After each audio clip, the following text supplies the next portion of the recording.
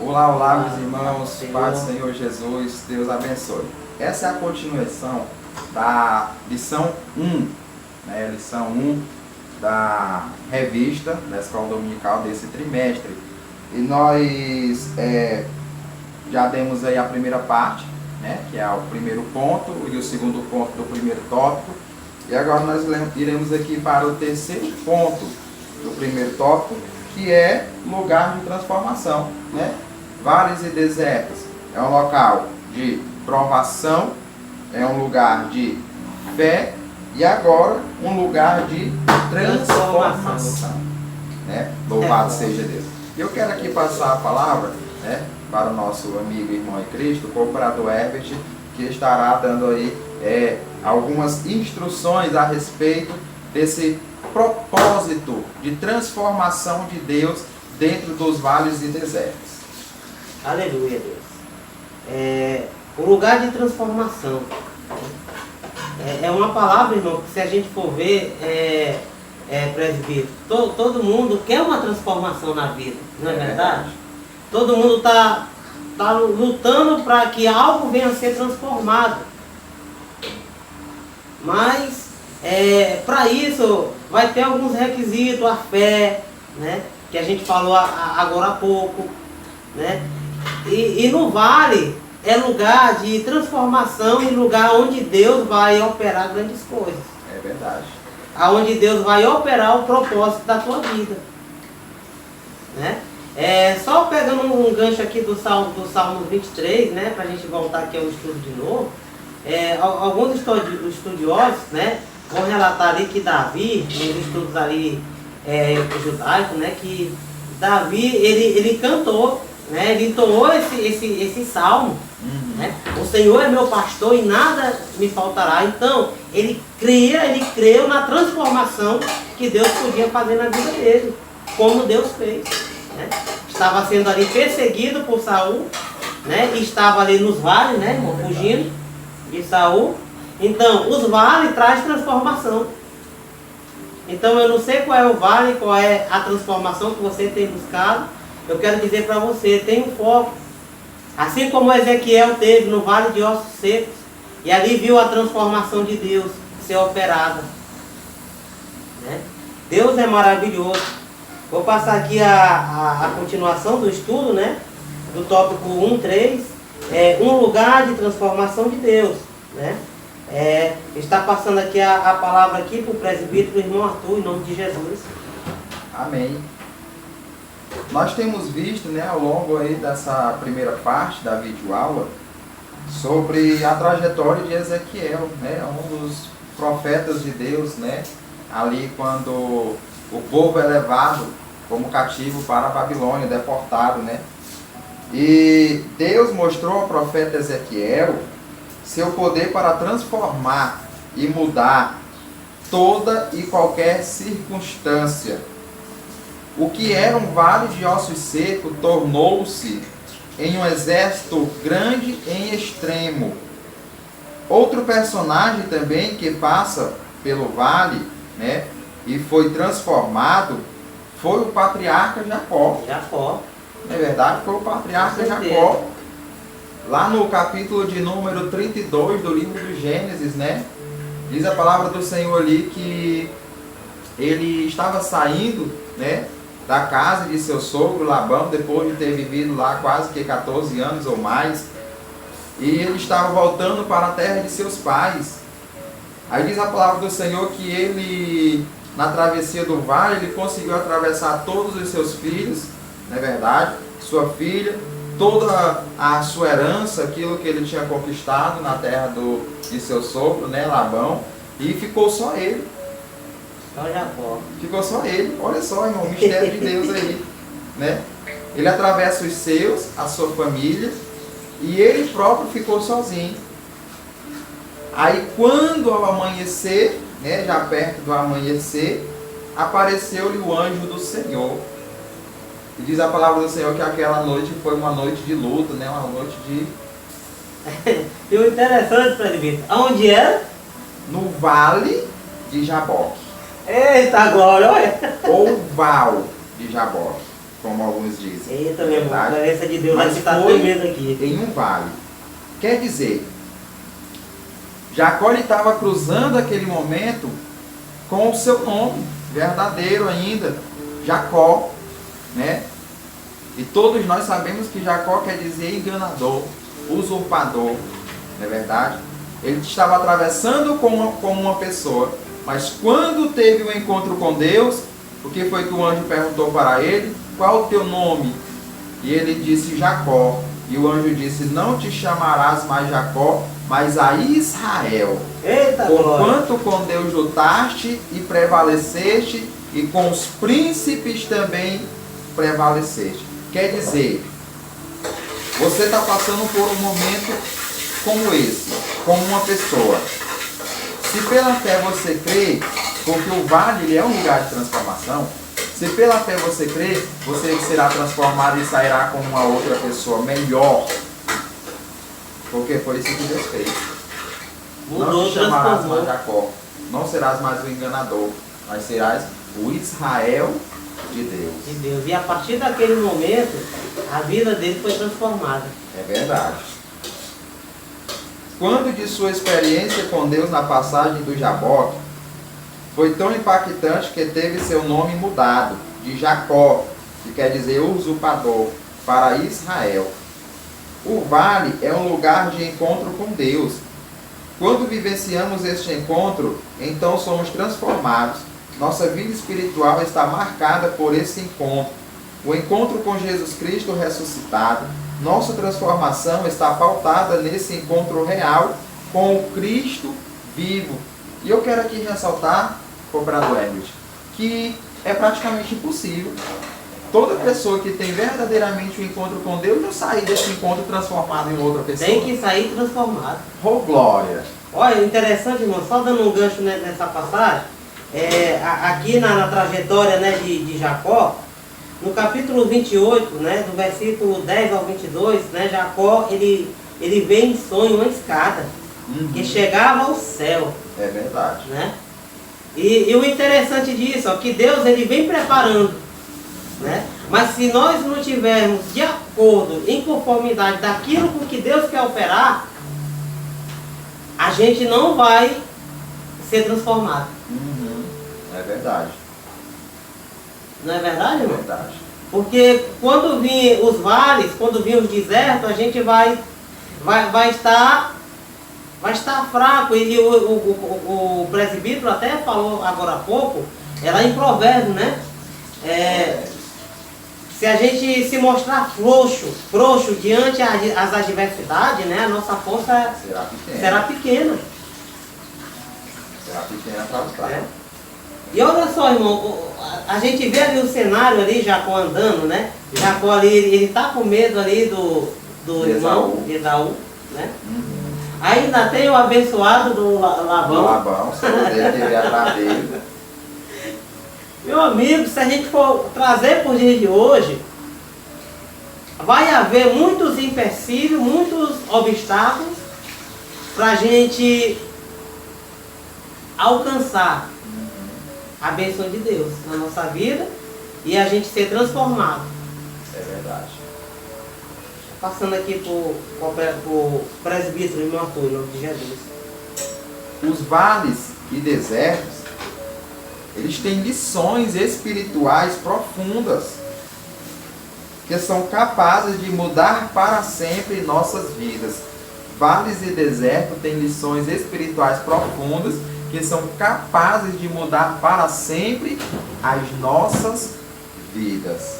Não é verdade? É verdade. Então, o primeiro tópico, né, dessa lição, abordando os 3 pontos, falam sobre os propósitos de Deus dentro de uma provação. Qual é o primeiro propósito? O primeiro propósito, né, de Deus é o lugar da provação, né? Aonde que a pessoa vai passar pelo processo de provação? Se é no vale, se é no deserto, não é verdade? Se é na área da saúde, se é na área sentimental, se é na área espiritual, se é na área emocional, se é na área conjugal, porque a gente enfrenta todos esses problemas. É verdade. O segundo ponto é o lugar da fé. E o terceiro ponto é o lugar da transformação. Quer dizer, esses são os propósitos de Deus dentro de uma provação. Agora nós queremos ver os desafios do vale e desertos. Eita, essa lição está recheada. É uma bênção em nome de Jesus. Eita Deus. Né? O primeiro ponto aqui fala sobre o lugar de providência. Né? Os desafios do vale e deserto tem que ter um lugar de providência. Né? E aqui eu quero passar a palavra para o nosso cooperador Herbert.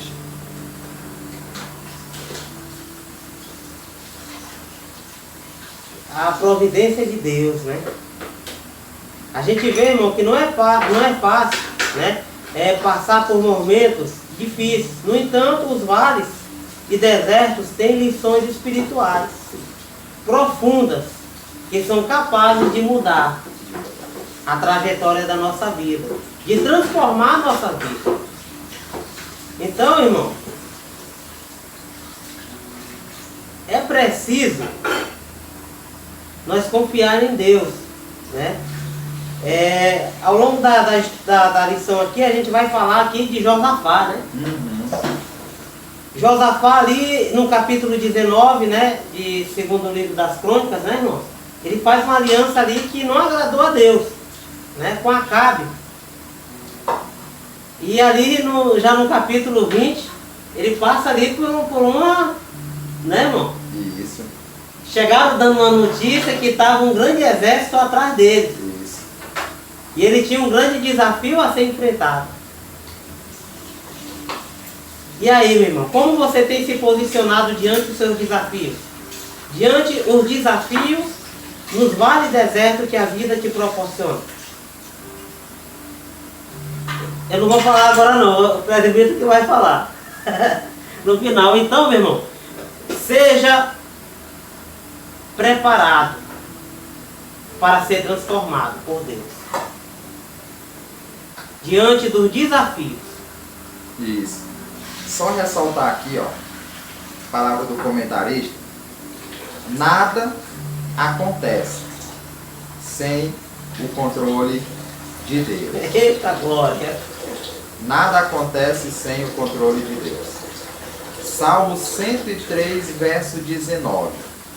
O Senhor, Ele estabelece o seu trono nos céus e o seu reino, o seu governo, domina sobre tudo.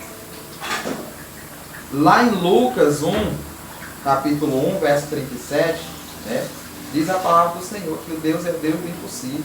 Eita glória! Deus é o Deus do impossível. É preciso, irmãos, ter fé na providência de Deus para as nossas vidas.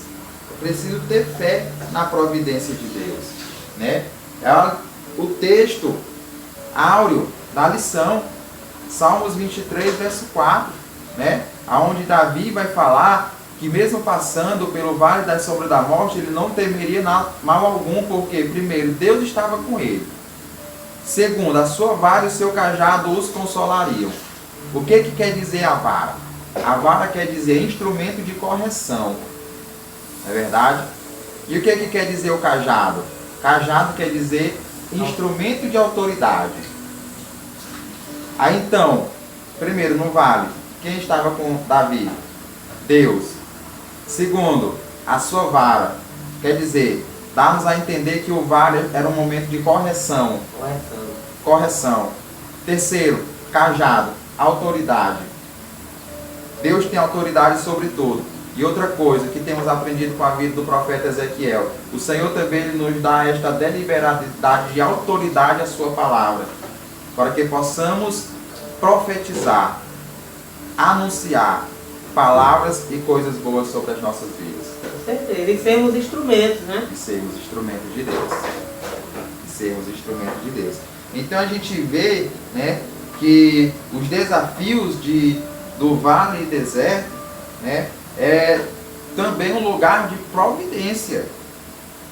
Verdade. De providência de Deus, né? E ali, qual era a finalização de Davi no verso 4, né, do Salmo 23? Porque a tua vara e o teu cajado me consolam, quer dizer, me trazem alegria. A tua correção, Senhor, a tua autoridade dentro do vale da sombra da morte, a tua presença, ela me traz conforto, ela me traz ânimo, ela me traz alegria, me traz felicidade, ela me traz esperança para viver e vencer as dificuldades e as barreiras impostas sobre esta caminhada, sobre a nossa vida, não é verdade? Verdade. E o que Jesus deixou, né? Disse que eu partirei para o Pai, né? Mas enviarei aquele, o Consolador. O Consolador, o Espírito Santo. O Espírito Santo. Né? O apóstolo Paulo fala em Romanos 8:28, todas as coisas contribuem ou cooperam para o bem daqueles que amam a Deus. Não é verdade? É um momento em que, mesmo, vamos dizer assim, tendo uma reviravolta, tanto de cabeça para baixo, mas é um bem que contribui para o bem daqueles que amam a Deus. Com certeza. Não é verdade? E Deus é fiel para cumprir com os seus planos e propósitos em nossas vidas. Louvado seja o nome do Senhor. O segundo ponto quer dizer um lugar de provisão. Né? O primeiro é um lugar de providência. O segundo é um local, né, ou lugar de provisão. Outro personagem bíblico que merece destaque é Agar. Né? Agar, a egípcia, né? A concubina, a escrava ali dos patriarcas, né? De Abraão e Sara. Por pensar que o Senhor a tinha impedido de gerar, Sara, mulher de Abraão, fez uma proposta ao seu marido, deitar-se com Agar, sua criada egípcia, e gerar um filho. Gênesis 16, versos 1 ao 3. Quando soube que estava grávida, Agar começou a fazer pouco caso da sua senhora. Com o nascimento de Ismael e o passar dos anos, a convivência com Sara se tornou insuportável. Assim Abraão a despediu para que andasse errante pelo deserto. Gênesis capítulo 21, verso 14. No entanto, no deserto, Deus abriu os olhos de Agar para ver um poço. Ela tinha em mãos apenas um odre vazio, mas Deus lhes fez ver um poço, algo além do que necessitava. No deserto, irmãos, existem poços, né? Que Deus abre os nossos olhos para ver a sua provisão. É interessante, né? Nessa passagem a gente vê ali Agar, né? Ela com o menino Ismael, né? E ali ela vai ali pelo deserto ali e acabou o odre com água, né? E ela vai, se afasta e começa ali a fechar os olhos, né? Irmão, tem um valor espiritual tão grande nessa mensagem, irmão. Tem, é verdade. Né? Porque se a gente for ver por outro lado, muitas das pessoas, às vezes, quando fecha tudo, quando não está dando nada certo, ela se afasta, né? Ela fecha os olhos como se tudo tivesse acabado. É verdade. Né? Mas ali o que chama a atenção, está até aqui no comentário do bispo Samuel Ferreira, né, que ela se distanciou, né, para não ver a morte de seu filho, mas Deus ouviu a voz do menino e abriu os olhos de Agar e lhe mostrou um poço no deserto. É verdade. Sabe o que é isso, irmão? É a fé, meu irmão, é a busca, né? Porque embora Agar não fosse ali, mas ali a promessa estava sobre o menino. E Deus não é filho do homem para que minta, nem filho do homem para que se arrependa do que faz, né? E é um valor espiritual muito grande nessa passagem, né? Os vales e desertos têm lições espirituais profundas, que são capazes de mudar para sempre nossas vidas. É verdade. Outra coisa, né, muito importante, é que nas horas de grandes aflições, é comum ver apenas o problema. É verdade, irmão. Não é verdade? O problema, a dificuldade, o obstáculo que está para passar. É verdade. Mas ali, bem ao lado de Agar, estava um poço. Era Deus suprindo as necessidades de Agar. Não é verdade? Outra coisa que nos chama bem a atenção a respeito disso é que nesses momentos, né, Deus sempre será a provisão. Ele é o nosso refúgio, a nossa fortaleza e o nosso socorro bem presente, né? Na hora da angústia. Na angústia. Salmos 46, verso 1, verdade. Um comentarista, Russell Shedd, ele diz o seguinte, ó. Ismael contava já com cerca de 17 anos de idade. Não era mais aquela criancinha que Agar tinha carregado em seus braços. A referência ao fato de Deus ter ouvido quer dizer, Ismael significa Deus ouve. A voz de Ismael indica que Abraão lhe havia ensinado a orar. Outra coisa importante, Agar. Agar ela era uma egípcia. E, além de tudo, escrava. Tinha uma cultura do seu povo, diferente de Abraão, que era o pai da fé, né, patriarca. Ela poderia ter vários motivos, né, além de ser escrava, eu creio, porque claro que Abraão não iria sujeitar lá penitentes e outras coisas mais, porque além de tudo ele era um servo de Deus, na verdade. Mas ela tinha essa titularidade de escrava, ao menos era nomeada assim, e além de tudo egípcia, né? Egípcia.